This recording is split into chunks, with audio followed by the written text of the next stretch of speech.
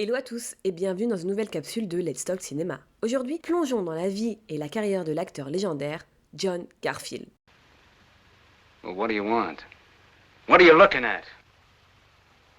Né Jacob Julius Garfinkel le 4 mars 1913 à New York, John Garfield est devenu l'une des figures les plus marquantes du cinéma hollywoodien des années 40. Issu d'une famille d'immigrants juifs, Garfield a grandi dans le Lower East Side de Manhattan. Passionné de théâtre dès son plus jeune âge, il a commencé sa carrière sur les planches de Broadway, avant de faire ses débuts au cinéma dans les années 30. Son charisme naturel et son jeu d'acteur intense ont rapidement attiré l'attention des studios hollywoodiens. Connu pour ses rôles de personnages tourmentés et rebelles, Garfield a apporté une nouvelle profondeur aux anti-héros du cinéma. Des films comme Les Amants de la nuit ou encore Le Facteur sonne toujours deux fois ont illustré sa capacité à incarner des personnages complexes et nuancés. En dehors de l'écran, Garfield était un homme engagé politiquement et socialement. Il a défendu les droits des travailleurs et s'est opposé à l'intolérance et à l'injustice. Son activisme et ses convictions ont parfois mis sa carrière en péril dans le climat politique tendu de l'époque. Malheureusement, la carrière de John Garfield a été entravée par la politique de la liste noire de Hollywood, qui a été alimentée par la House and American Activities Committee, soit la WAC,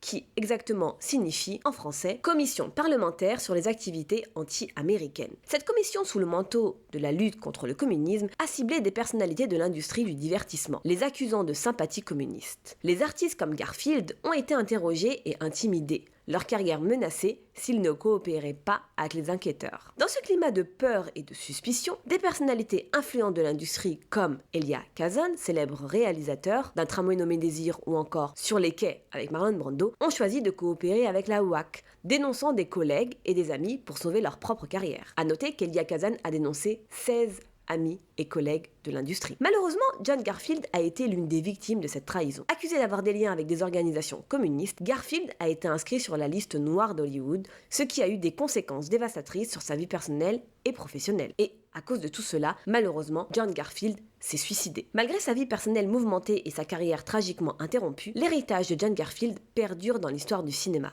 Son talent et son engagement ont inspiré de nombreux acteurs et actrices, et son impact sur l'industrie cinématographique demeure aujourd'hui indéniable. Si vous voulez en savoir plus sur les 10 d'Hollywood ou encore sur cette fameuse liste noire de Hollywood, écoutez notre podcast Let's Talk Cinéma, disponible sur tous les canaux d'écoute. À bientôt les cinéphiles! Okay.